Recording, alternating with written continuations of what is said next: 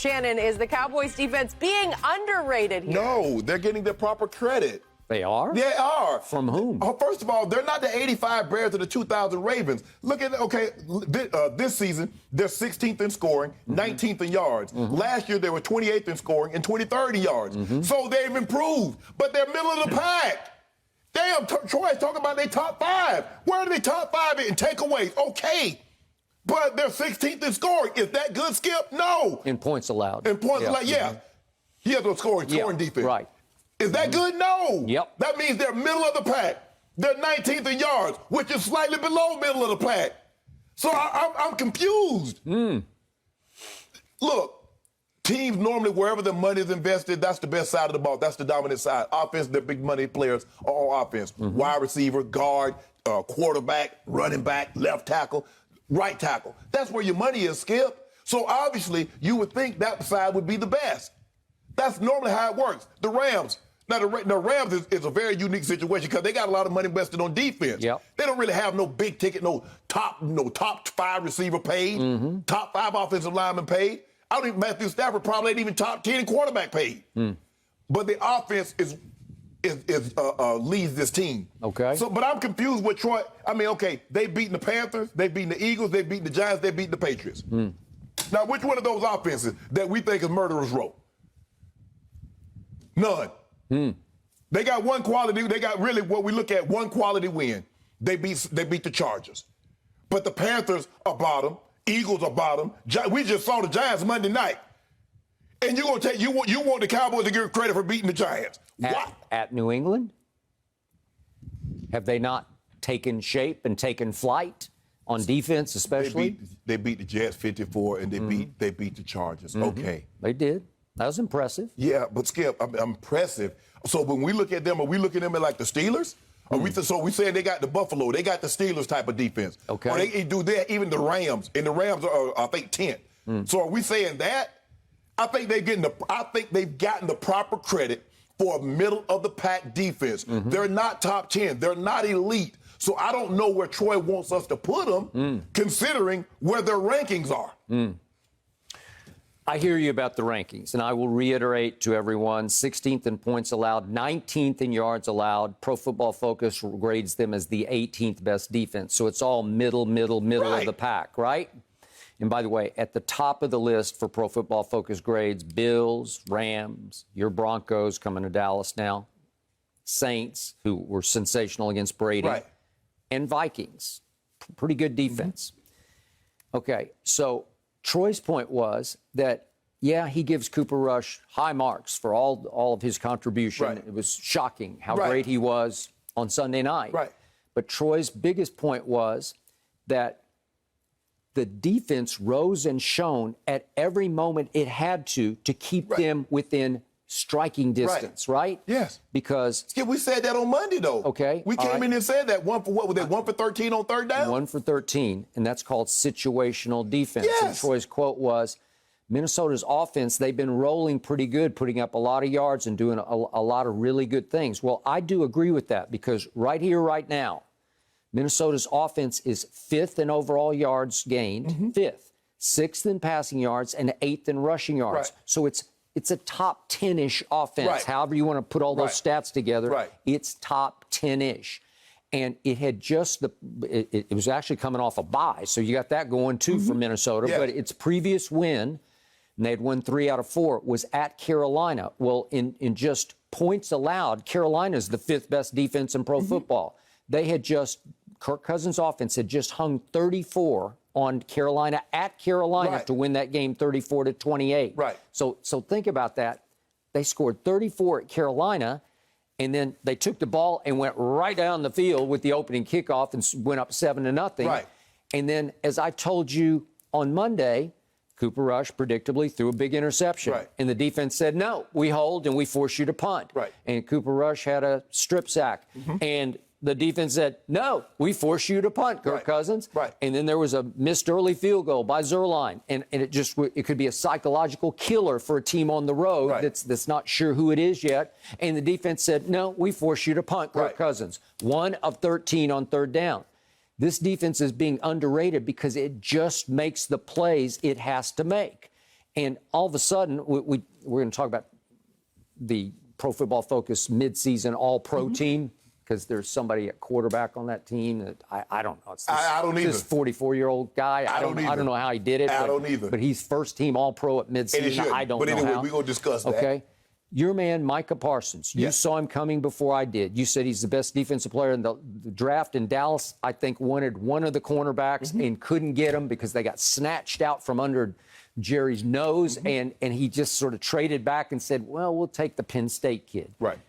He has changed the way my team plays defense. Micah Parsons should have made this team. He did not make the first team All-Pro midseason team, and I believe he belonged. The problem is he a jack of all trades, master of none? Because I think some people think that because he plays like 15 positions. I don't know where he's going to line up next, and I don't love it, except all he did on Sunday night at Minnesota was dominate the game with 11 tackles. 11 from heaven, number 11 from heaven, had 11 tackles, which led both teams by far. Right.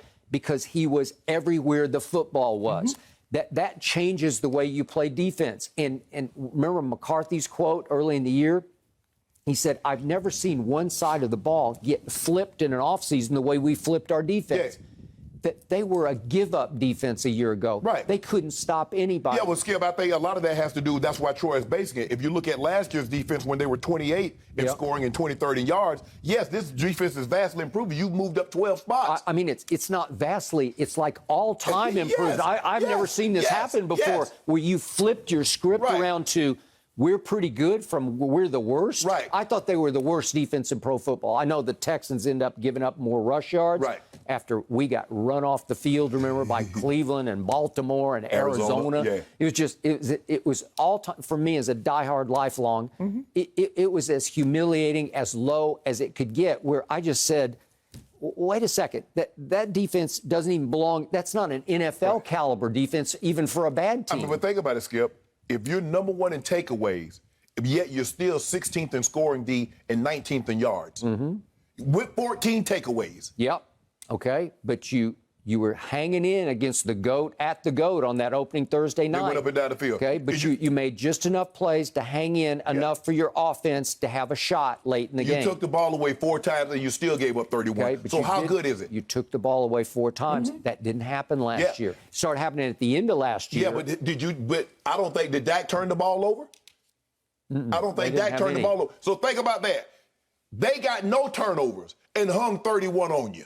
They're the defending champions, What they got to do? and they brought everybody back. What they got to do with anything? Well, it has everything to do. I thought my team had no shot in that game. It came down to a walk-off field goal. They had your hype. You had your hopes up. You thought because you took the lead, you actually thought you was going to win the game. Well, just like the other Cowboys. I sat back. I asked, pop me a cold one. I said, Tom, do what you do. Okay. And stop playing with these people. Well, unfortunately, Tom didn't do what he does at New Orleans on Sunday, right? I wasn't talking about that. I'm talking about against the Cowboys. Okay. Look, I'm not saying, but let's not pretend that the Cowboys just turned into the 85 Bears or the 2000 Ravens in front of our eyes. Yes, they are improved from last year, but Skip, could they go any lower? Okay. Randy Gregory, I predicted, was going to have a breakout Pro Bowl season, and he is on course. Yes. Because on the weekly Pro Football Focus teams, all weekly, he's made 3 of the last 4 as the #1 edge rusher of the week. That's 3 of 4. That's Pro Bowl performance, right? He's playing extremely well. He's starting to remind me a little bit of that bendy,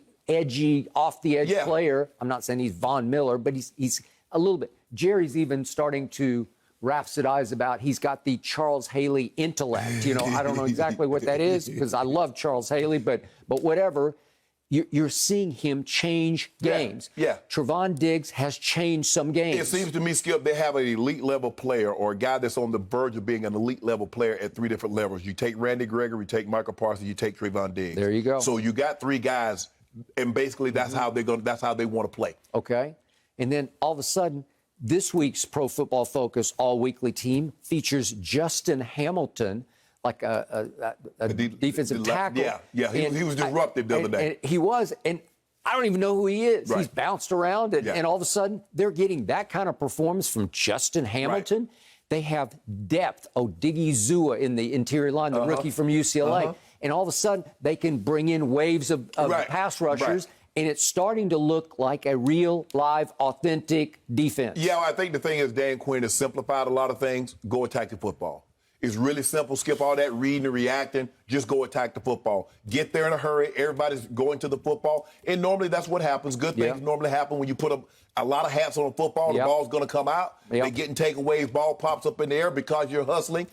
You're there, the ball carries in the air, and there's Trayvon Diggs, and he doesn't miss a beat. He doesn't miss one. Okay, and remember, Wolf Hunter is still there, and I think he's playing at a fairly high level. It used to be he and Jalen Smith. Now Jalen Smith's gone. Got released from the Packers after 2 games after a healthy of that stretch on Thursday night. Okay, well, there you go. So finally, Jerry said, okay, because the coaches are telling him he just lost it. He just doesn't have it anymore. Great guy.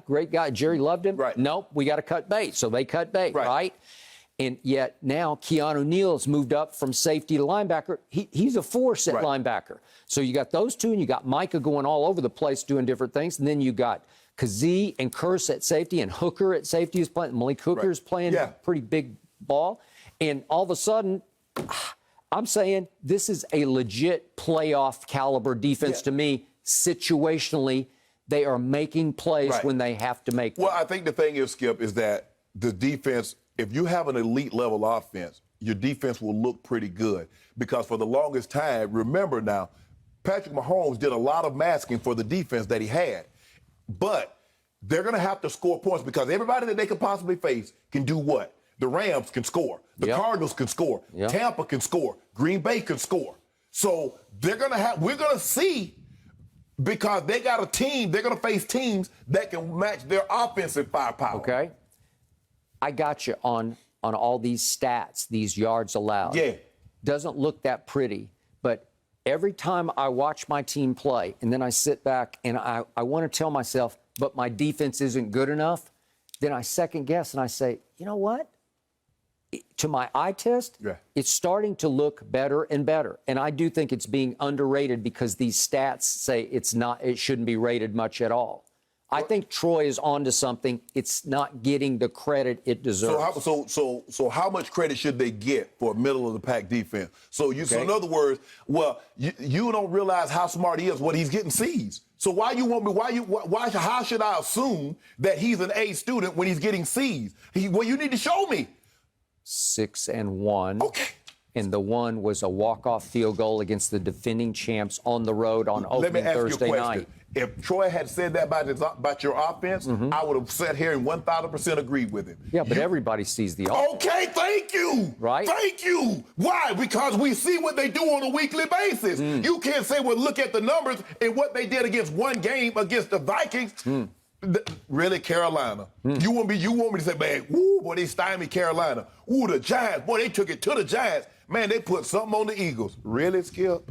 I think to stymie Kirk Cousins and Justin Jefferson and Thielen and Dalvin Cook, if you stymie them on Sunday night television on NBC National at Minnesota on Halloween night, that's an achievement. You told me, you've been telling me for the last 6-7 years, you have little to no respect for Kirk Cousins. Little. Okay. And look at his prime. Okay, but you've been telling me you have tons of respect for First Cousins. I should have, but here's the thing. You're in the Hall of Fame. I'm not, so what do I know? But here's the thing, though, Skip. It was a primetime game. And if it was a regular game, if it was a 1 o'clock, anytime in prime time, you already know Kirk Cousins going to wet the bed. So that's on me. That's me. Because I should have just gone back to my notes, knowing that what he does in prime time is not very good. So that's on me, Skip. You got me with that one. Who picked Minnesota to win that game? I think the Hall of Famer did. I did. Thank you. But Skip, I went. It's prime time. You lost it. Yeah. When does Kirk Cousins ever perform well in prime time? Don't tell me. Yeah. You got me. I tried to warn you. You suckered me. Okay. I tried. Yeah, no one needs to remind me either. I'm well aware of how he plays in primetime. Thank you, Shannon, for that. Thank you for watching. You can subscribe here to get the latest from the show, and be sure to check out more of the best clips from Undisputed, or go watch a few other segments from our other shows on FS1.